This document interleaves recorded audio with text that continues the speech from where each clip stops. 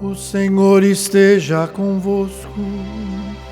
Ele está no meio de nós. Proclamação do Evangelho de nosso Senhor Jesus Cristo, segundo Mateus. Glória a vós, Senhor. Naquele tempo, disse Jesus aos seus discípulos: Felizes sois vós, porque vossos olhos veem e vossos ouvidos os ouvem.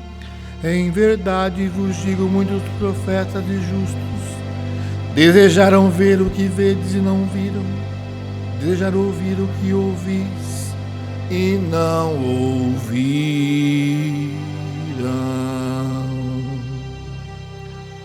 Palavra da salvação. Glória a vós, Senhor.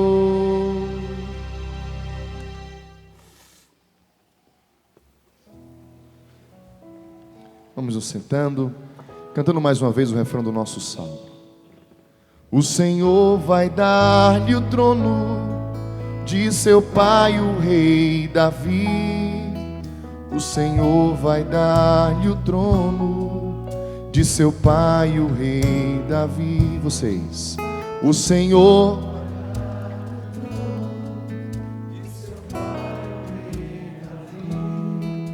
O Senhor vai dar-lhe o trono de seu pai, o rei Davi.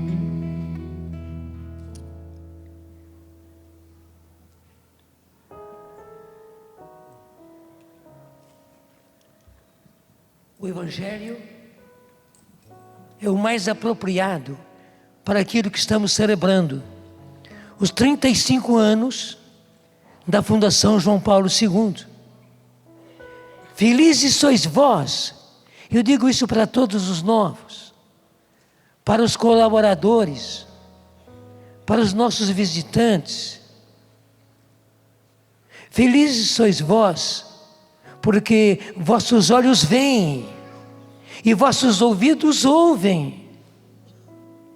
Em verdade, eu vos digo, muitos profetas e justos desejaram ver o que vós vedes, desejaram ver o que vós vedes, e não viram. Desejaram ouvir o que ouvis, e não ouviram. Até mesmo esse santuário, ele era apenas um sonho.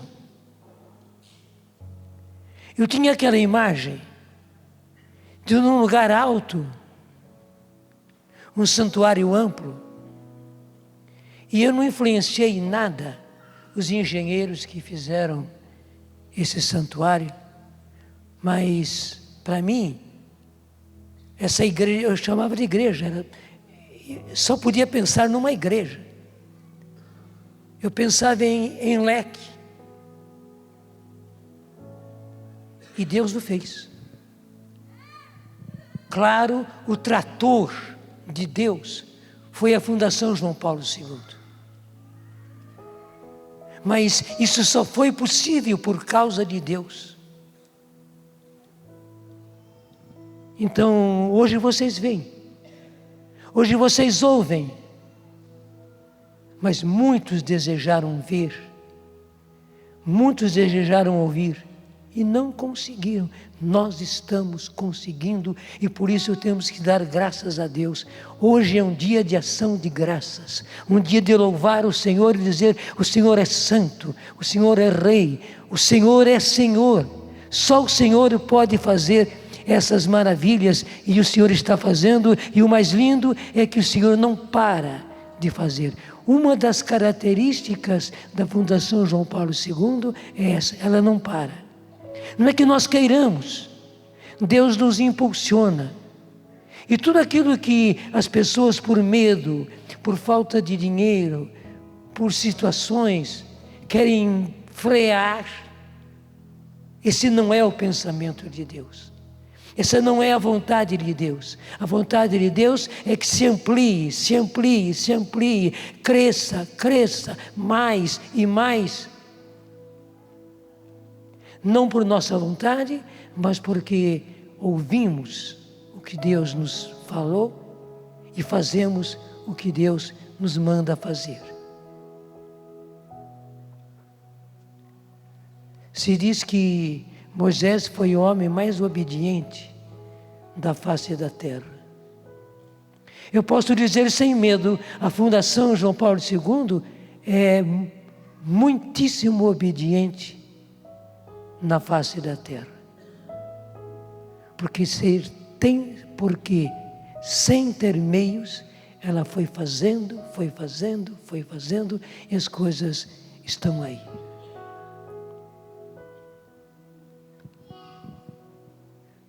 A principal obra da Fundação João Paulo II, que não é a única, mas é o exponente, são os meios de comunicação. Nós tínhamos recebido de Dom Antônio, que era o nosso bispo na época, a Evangelho Anunciante. Esse documento da igreja. E ele me mostrou o número 45, que falava de uma evangelização de jovens, que, apaixonados por Cristo, resolviam dar a Ele as suas vidas. Número 44 do Evangelho Anunciante. E até hoje isso acontece. Mas a primeira arrancada não foi fácil. Aqueles primeiros jovens, eu diria, foram heróis. Eles não viam nada. Nós não tínhamos nada. E eles se aventuraram nessa linda aventura de dar a sua vida a Deus. Mas havia o número 45, que diz: a igreja viria a sentir-se culpável diante do seu fundador, se não lançasse mão dos meios potentes de comunicação que a inteligência humana torna cada dia mais aperfeiçoados. É servindo-se deles que ela pregoa sobre os telhados a mensagem de que é depositária. Neles, ela encontra uma versão moderna e eficaz do púlpito. Veja que frase linda. Neles, nos meios de comunicação, ela encontra uma versão moderna e eficaz do púlpito. E veja que púlpito, eu já falei aqui em alguma pregação, mas hoje é importante dizer de novo. Por exemplo,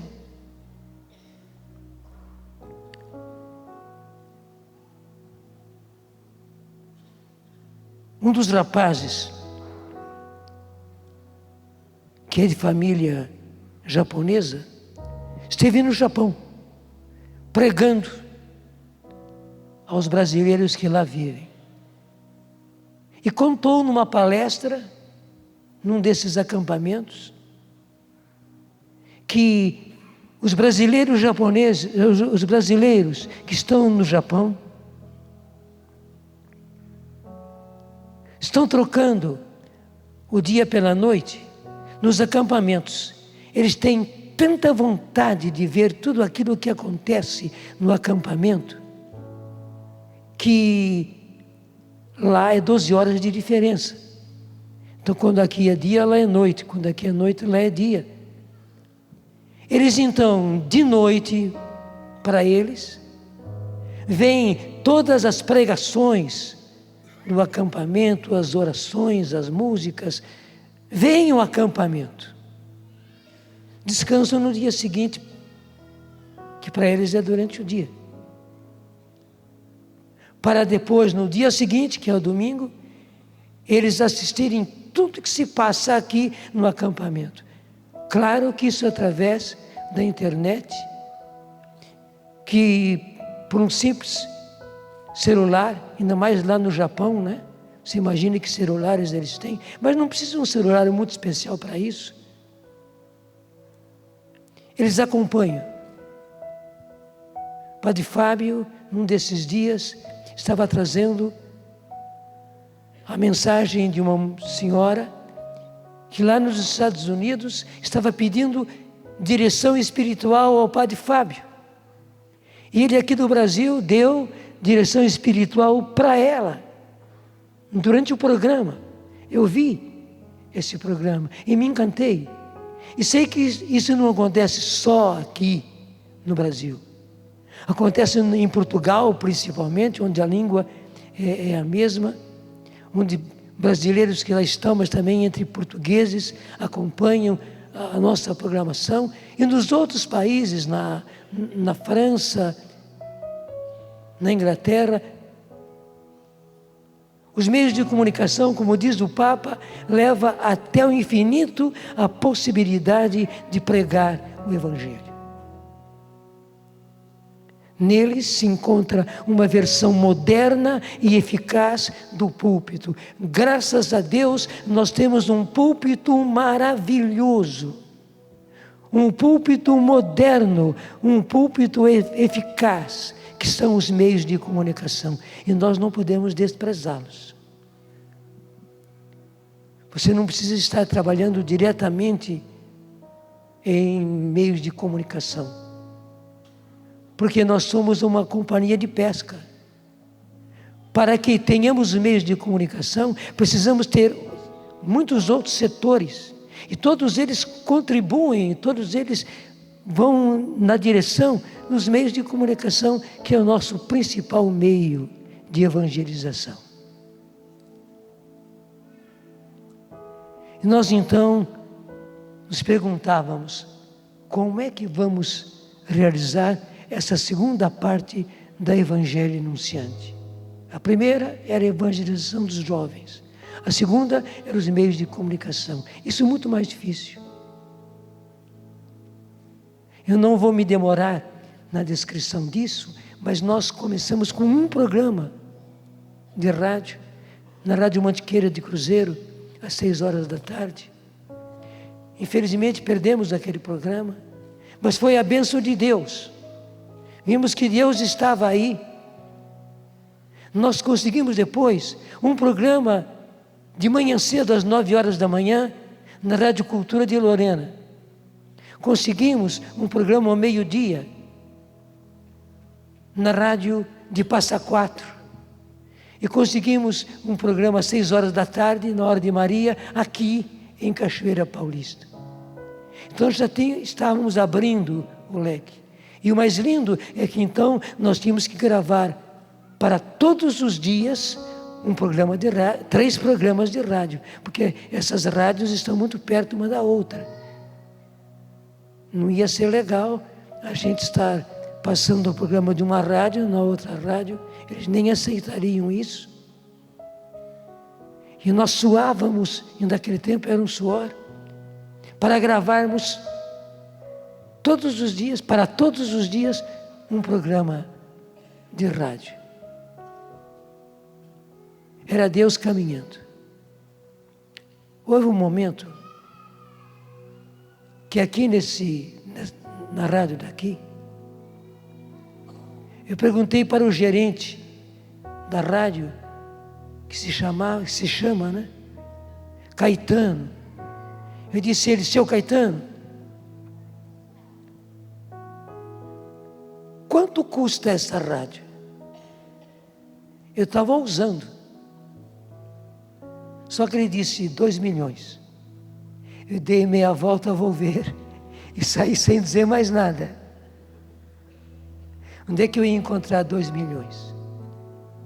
Mas Deus é Deus.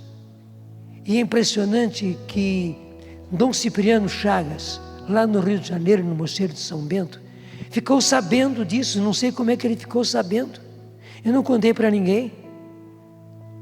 Repito, são coisas de Deus. E ele mandou um recado para mim: não pare com a rádio, vão em frente porque eu estou com vocês. E o bonito é que ele foi conosco e caminhou conosco. Eu conversei com o Caetano conversou com o seu João Saad, que era o proprietário de todo o complexo Bandeirantes, rádio e televisão. E fomos lá para conversar com o seu João Saad. Dom Cipriano foi junto e o João Saad confirmou, o preço era 2 milhões. Numa santa loucura, nós dissemos: compramos. Só que o Etos, como é sempre muito bem calculado, ele disse: nós damos 1 milhão de entrada e 5 parcelas de 200.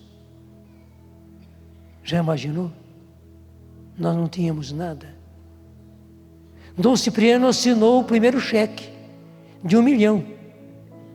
Ele foi herói, ele se arriscou ao máximo. E depois era o suor de cada mês em conseguir os 200 mil para termos a rádio. Foi preciso que nós reformássemos toda a rádio, aliás, renovássemos toda a rádio, um novo transmissor, uma nova torre, tudo novo, porque o que estava lá era muito sucateado. E no dia de Pentecostes de 1980, nós inauguramos a rádio. Dom João Hipólito de Moraes estava conosco nesse momento e foi uma alegria para nós ouvirmos a rádio agora Canção Nova no ar. Só Deus podia fazer isso. Não me pergunte como é que nós conseguimos pagar esse 1 milhão e depois esses 200 mil de cada mês. Só sei que foram pagos. As coisas de Deus são assim. Claro, não é irresponsabilidade, mas é suor. Muito suor. Muitas lágrimas. Mas o que é de Deus acontece. Deus queria esta rádio, porque ela era o princípio de tudo. E pela graça de Deus, ela existiu e gerou todas as outras coisas. Deixa eu dizer uma outra coisa, ligada a isso tudo. Por essa razão, eu tive que estar várias vezes em Brasília, lá no Ministério das Comunicações. E lá encontrei o secretário das Comunicações. Muito gentil. Mas eu tive um encontro no último dia de carnaval em Brasília. E no dia seguinte, eu fui ao Ministério das Comunicações. Quando eu começo a conversar com aquele senhor, que se chama, né? Lourenço Scherab,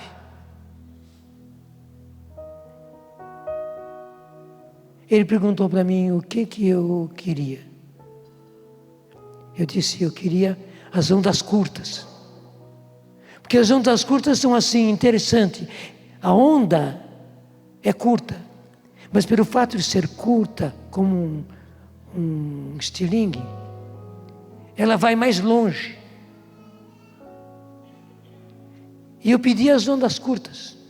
Depois, mais tarde, ele disse, quando o senhor me pediu ondas curtas, ele disse, esse padre ou é louco, ou ele é um subversivo. Porque querer ondas curtas numa cidadezinha como é Cachoeira Paulista, ele chamou cidadezinha, mas não podemos negar que é uma cidadezinha. querer ondas curtas.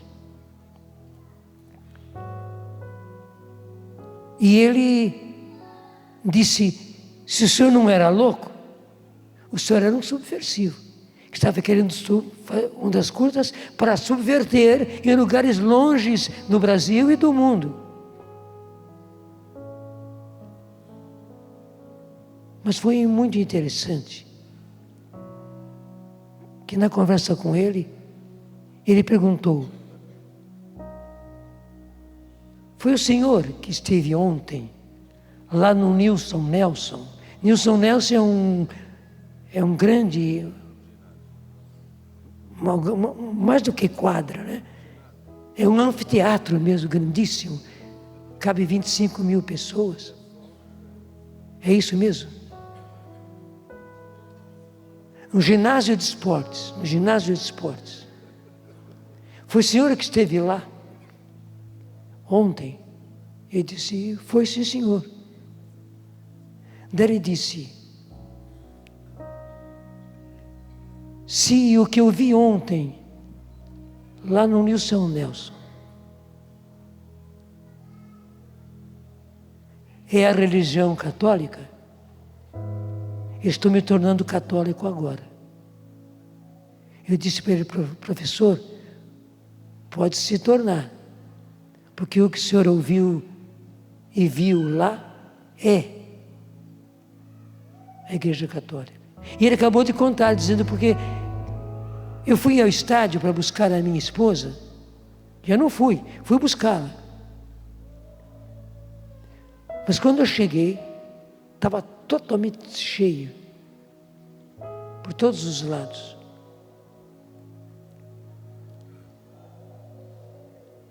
Daí eu vi uma cadeira vermelha, vazia, e subi os degraus para chegar lá.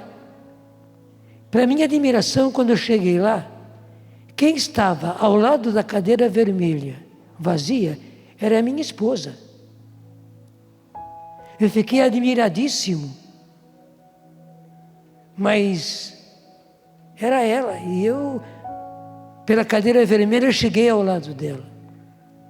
E disse, daí eu assisti atentamente todo o restante. Vi a sua pregação. E volto a dizer, se a Igreja Católica é isso que eu vi ontem no Nilson Nelson, eu estou voltando para a igreja. E eu mais uma vez disse, professor, pode voltar, porque essa é a Igreja Católica. E o mais bonito, portanto, é que Deus pegou em primeiro lugar o homem. Não só nós recebemos as ondas curtas, que era uma coisa admirável, que não era loucura minha, e muito menos subversão, mas claro que é o ministro que assina, mas o secretário que faz tudo. Então deixa eu dizer uma coisa que é interessante. Naquele dia seguinte, quando eu fui para arrumar todas as coisas da onda curta, a Elzinha estava comigo.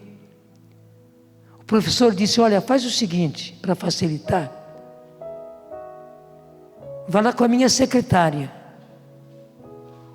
E ela pode datilografar e pode dar as indicações para vocês de como fazer esse pedido. O pedido é para mim, mas a minha secretária vai fazer. Passado um tempinho, 15 minutos no máximo, quando eu vejo o professor está ao nosso lado, ele está ditando para a secretária o pedido que era para ser feito para ele. Daí é claro que Deus já tinha conquistado o coração do homem. E segundo, as ondas curtas, Ele conseguiu para nós. Eu tinha muito medo da televisão. Confesso que eu tinha medo. Eu falava para o Eto, o Eto estava animado, corajoso, mas eu tinha medo, porque rádio já dava muito trabalho e era muito complicado. Agora a televisão era 10 vezes, muito mais vezes do que a rádio. Mas interessante, foi ao contrário. Quem me animou, quem me encorajou, quem me impulsionou para ir para a televisão foi o professor Lourenço, o secretário das comunicações em Brasília. E fomos dando os passos de acordo com aquilo que ia nos indicando. Ele nos indicava e nós dávamos passos. Veja, é uma coisa inusitada, o próprio secretário fazendo isso.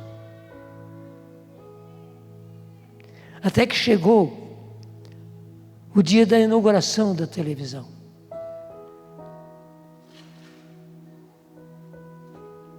Eu completava 25 anos de padre e íamos ter uma missa campal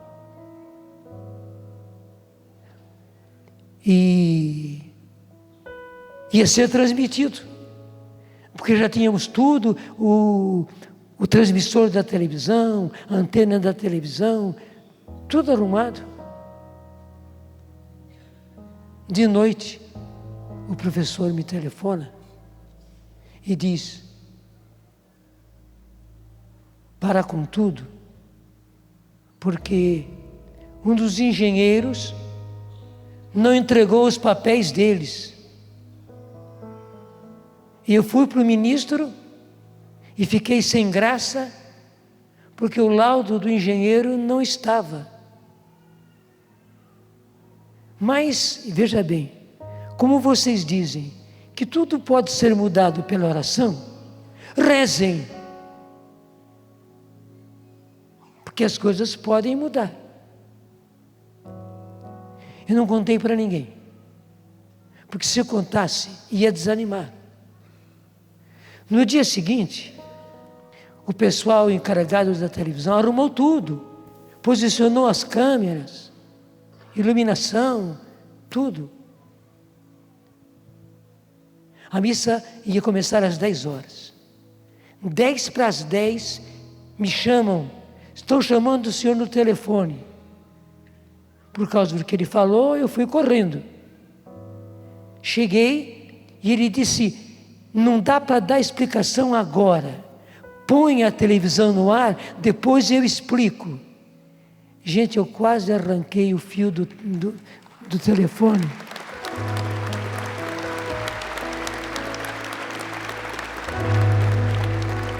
De tanta alegria, eu vi mais uma vez que tudo pode ser mudado pela oração. O que ele fez lá, eu não sei. Mas que ele mandou colocar a televisão no ar, mandou e nós colocamos. E às 10 horas em ponto, a primeira transmissão foi a missa dos meus 25 anos de sacerdócio. Deus é Deus. E até na última hora, Ele prova a gente. Eu não desanimei, eu rezei. Aí que está, eu não desanimei. Eu não dei por perdida a partida. Não, eu rezei. Não contei para ninguém. E por isso não fui pedir oração, porque ia assustar. Eu fiz como Moisés. Sozinho eu orei. O que Deus fez até hoje, eu não sei. Mas que a televisão entrou no ar, entrou. E olha a beleza do que é a televisão hoje, não só por aqui, mas no Brasil inteiro. E a televisão via internet indo para o mundo todo. Você diz: ah, mas pela internet, é internet. Sim, mas se nós não tivéssemos dado os passos na internet, que também é muito duro, que também é muito custoso. Você ter um celular não é tão custoso assim, mas você ter uma emitente, uma transmissão, não é? Que vai pela internet para pegar o seu celular, isso tudo é muito custoso. E graças a Deus, hoje nós sintonizamos no Brasil inteiro. Quem foi que inventou tudo isso? Um padre. Padre Roberto Landel de Moura. Guarde esse nome. Padre Roberto Landel de Moura. Por que ele inventou as ondas da rádio e a transmissão de rádio? Porque ele disse: eu faço a minha pregação na igreja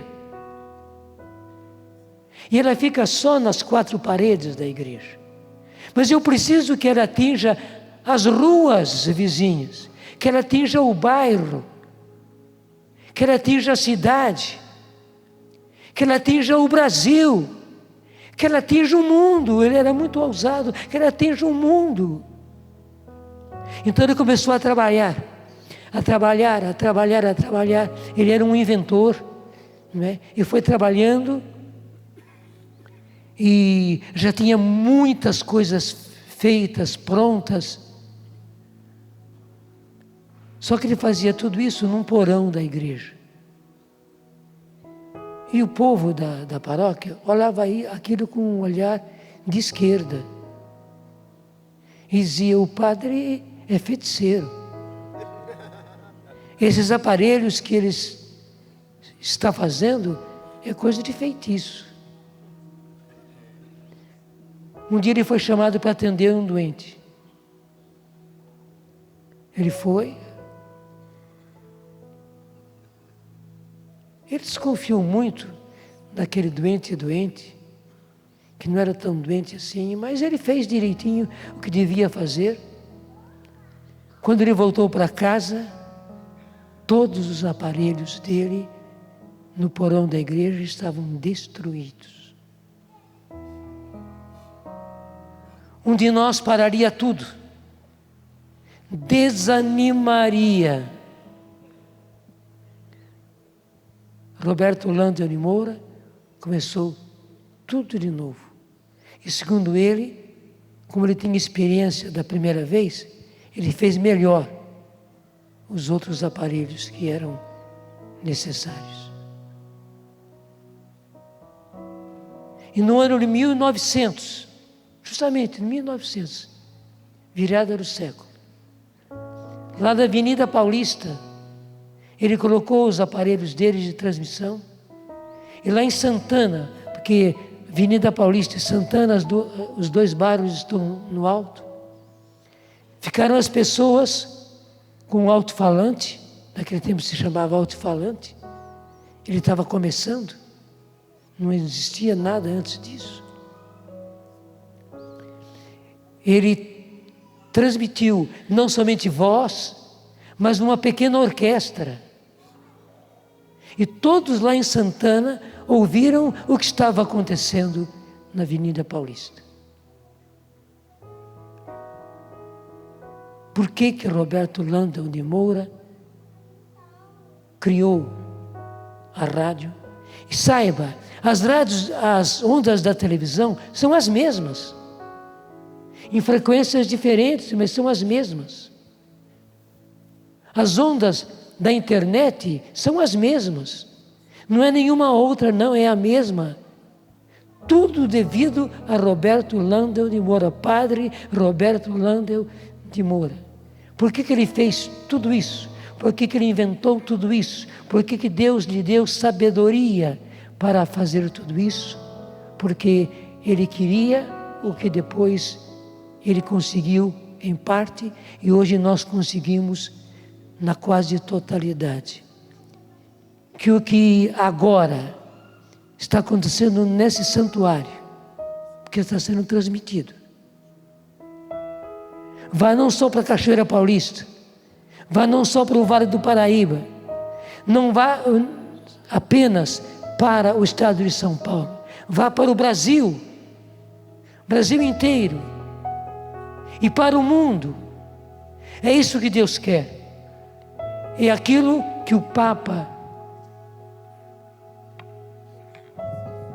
disse na sua carta. Paulo VI diz: os meios de comunicação postos a serviço do Evangelho são suscetíveis de ampliar quase até o infinito o campo para poder ser ouvida a palavra de Deus. E fazem com que a boa nova chegue a milhões de pessoas. Gente, você que trabalha na Fundação João Paulo II, seja ou não seja diretamente nos meios de comunicação, porque somos uma companhia de pesca, você está fazendo isso. Você faz parte dessa companhia de pesca. Você ajuda a fazer com que a mensagem do Evangelho chegue até esses milhões de pessoas. E ele acrescenta: a igreja viria a sentir-se culpável diante do seu Senhor se não lançasse mãos desses meios potentes que a inteligência humana torna cada dia mais aperfeiçoados. E não é verdade que a inteligência humana torna cada dia mais aperfeiçoados? Está tornando e vai tornar. É servindo-se deles que a igreja apregoa sobre os telhados. A mensagem de que ela é depositária, neles encontra uma versão moderna e eficaz do púlpito. Graças a eles, consegue falar a multidões. Desde os meus tempos de seminarista, eu conheço uma historinha assim, que eles estavam fazendo uma construção.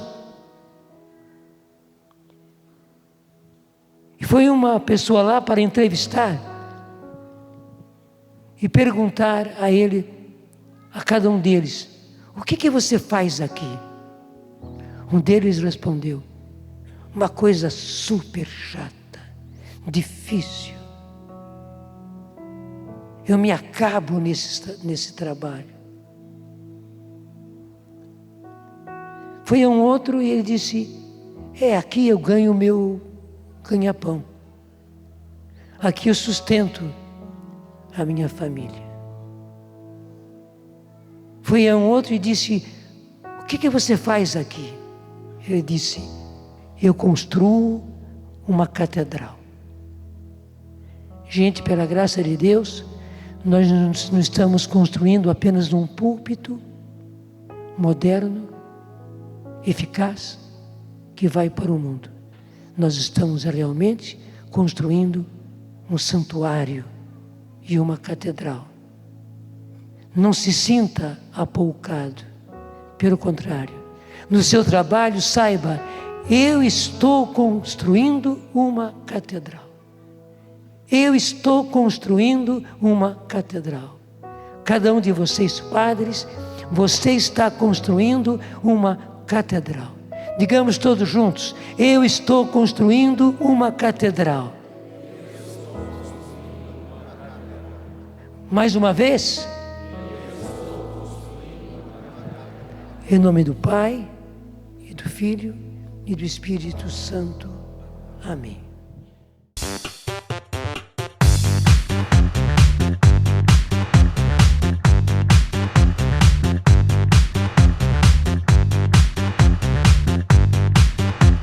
CançãoNovaPlay.com. Assine já!